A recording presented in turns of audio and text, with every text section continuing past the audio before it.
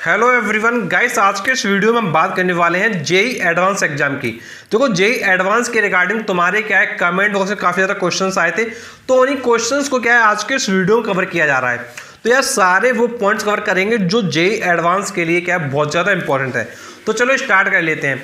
तो देखो सबसे पहला क्वेश्चन ये आता है कि जेई एडवांस का जो एग्जाम है वो किसके द्वारा कंडक्ट किया जाता है। तो देखो जो जेई एडवांस का एग्जाम है वो आईआईटीज के द्वारा कंडक्ट किया जाता है। अब देखो किसी बार मौका मिलता है आईआईटी बॉम्बे को, किसी बार मौका मिलता है आईआईटी कानपुर को, तो इसी तरीके से यार किसी ना किसी आईआईटी को मौका मिलता है जेई एडवांस कंडक्ट करने का। तो आईआईटी के द्वारा जेई एडवांस का एग्जाम क्या कंडक्ट किया जाता है। अब इसके बाद हम बात करते हैं सेकंड पॉइंट की। तो देखो सेकंड पॉइंट है कि यार जेई एडवांस कितने बार दे सकते हैं। तो यार देखो जेई एडवांस का जो एग्जाम होता है उसको यार तुम 2 बार दे सकते हो। अब देखो जो ये 2 बार होता है वो कॉन्जिक्यूटिव 2 ईयर होता है, मतलब लगातार 2 साल दे सकते हो। एक तुम दे सकते हो 12th अपेयरिंग में, जिस समय तुम 12th कर रहे हो, जिस समय तुम 12th का बोर्ड एग्जाम दोगे उस साल तुम क्या है अपना जेई एडवांस का एग्जाम दे पाओगे। और 12th अपेयरिंग का जो नेक्स्ट ईयर होगा उस समय भी तुम क्या है जेई एडवांस का एग्जाम दे पाओगे। मतलब तुमको 2 साल मिलने वाली है 12th के साथ और 12th के बाद। तो यार तुम 2 कॉन्जिक्यूटिव ईयर में क्या है जेई एडवांस का एग्जाम क्या है दे सकते हो। अब यार इसके बाद हम बात करते हैं पॉइंट नंबर 3 की। तो देखो पॉइंट नंबर 3 है कि यार एग्जाम कैसे होगा, ये ऑनलाइन होगा या फिर ऑफलाइन होगा। तो यार ये एग्जाम तुम्हारा क्या है ऑनलाइन मोड में लिया जाता है। अब देखो इसमें क्या तुम्हारे 2 पेपर होते हैं, पेपर 1 पेपर 2, 3 आवर के ये क्या है तुम्हारे पेपर होते हैं। तो यार तुम अपने जेई एडवांस के ऑनलाइन एग्जाम के लिए क्या तैयार रहो। अब इसका देखो ले लेते हैं नेक्स्ट क्वेश्चन। देखो नेक्स्ट क्वेश्चन है कि यार मार्किंग की क्या पैटर्न रहता है। तो अगर तुमसे मैं बात करूँ मार्किंग पैटर्न का, देखो मार्किंग पैटर्न क्या है चेंज हो जाता है हर साल।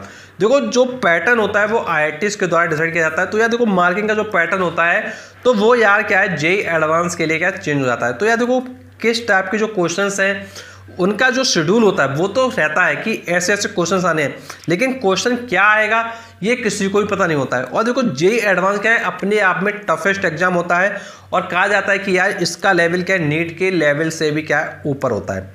तो यार जेई एडवांस का एग्जाम किसी को पहले से पता नहीं होता कि यार कैसा क्वेश्चन आएगा। बिल्कुल यार डिफरेंट क्वेश्चन होते हैं, नए क्वेश्चन होते हैं, बस तुम्हारे कॉन्सेप्ट पर बेस्ड होते हैं। तो अगर तुमने यार कॉन्सेप्ट को काफ़ी अच्छे से सीखा होगा, समझा होगा, तो यार तुम डेफिनेटली जेई एडवांस के एग्जाम को क्या है क्वालिफाई कर ले जाओगे। और देखो जेई एडवांस में क्या है बहुत कम तुमको मार्क्स लाने पड़ते हैं और तुम कम मार्क्स पर भी क्या है जेई एडवांस क्वालिफाई कर ले जाते हो। देखो एक चीज़ ये जरूर ध्यान रखना, जब तुम जेई एडवांस का एग्जाम दे रहे हो अगर तुमको क्वेश्चंस नहीं आ रहे तो यार देखो तुम परेशान मत होना। परेशान इसलिए मत होना क्योंकि यार देखो बहुत ही कम परसेंटेज लाने पर भी तुमको क्या है जेई एडवांस का जो एग्जाम है वो क्वालिफाई करने को मिल जाएगा। तो यार देखो कम मार्क्स लाकर भी तुम जेई एडवांस क्या क्वालिफाई कर ले जाओगे। देखो यहाँ पर क्या है वही बच्चे पहुँचते हैं जो क्या है जेई मेंस को क्रैक कर ले जाते हैं, उसके बाद उनको जेई एडवांस का क्या मौका मिलता है। तो ये चीज़ तुमको समझ में आ गई होगी। अब देखो बात करते हैं नेक्स्ट पॉइंट की। नेक्स्ट पॉइंट है यार देखो किस टाइप के क्वेश्चन आते हैं।